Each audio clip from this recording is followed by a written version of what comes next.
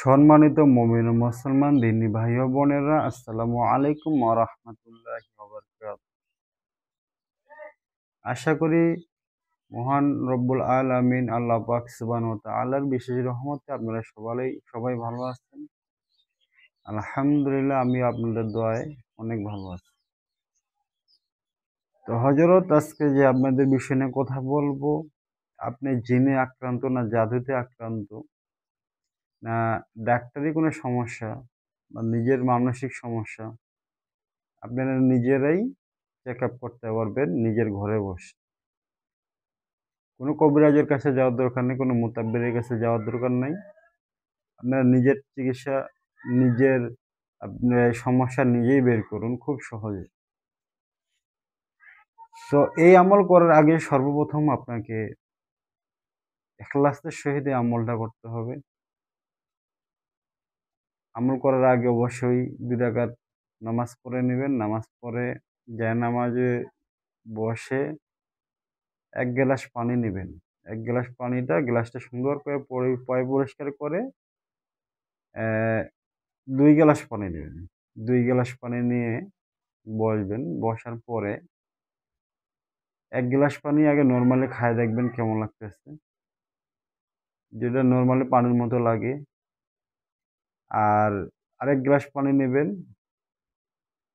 পানি নিয়ে ওই পানির মধ্যে ইস্তেগফার পরে ৩ বার, মিনিমাম ৩ বার ইস্তেগফার পড়বেন। দরুদ শরীফ পড়বেন ১১ বার।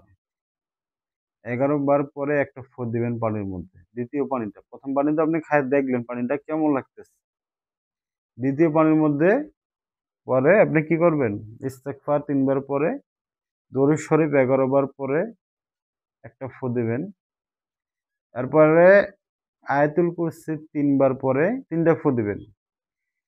এরপরে সূরা ইউনুস যদি সম্ভব হয় একবারে পুরা সূরাটা মানে আয়াতটা পাঠ করে ফু দেওয়ার জন্য একদমই সবথেকে ভালো হয়। যদি না পারেন কোনো সমস্যা নেই।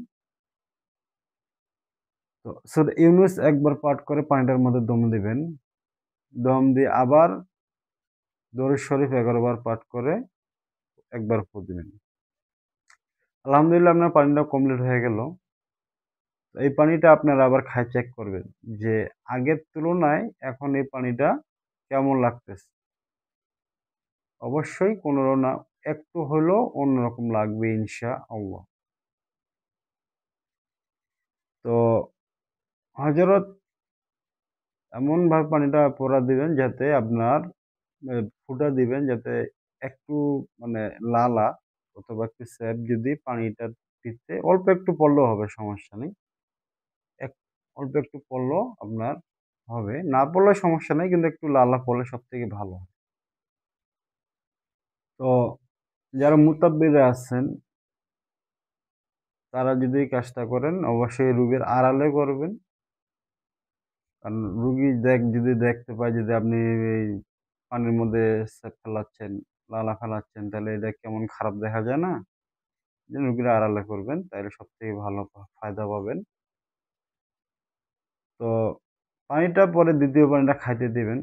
খাইতে দিলে সে অনেক ইনশাআল্লাহ অবশ্যই বুঝতে পারবে পানিটার মধ্যে কিছু না কিছু স্বাদ পাবে। যেরকম যে স্বাভাবিক লাগে, পানিটা স্বাভাবিক লাগে তাহলে তার কোনো সমস্যা নেই। তার ডাক্তারের সমস্যা। ডাক্তার দেখালে ইনশাআল্লাহ সমাধান হয়ে যাবে।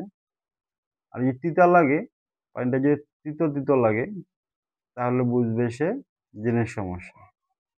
আর যদি টক লাগে তাহলে বুঝবে সে জাদুতে আক্রান্ত। জিনিসটা হযরত অবশ্যই আবার মাথায় রাখবেন, আপনাদেরকে আমার বলতেছি, পানিটা যদি তিতো লাগে, তো আঠা লাগে, তাহলে বুঝবে কি উনার জিনের সমস্যা, সে জিনে আক্রান্ত।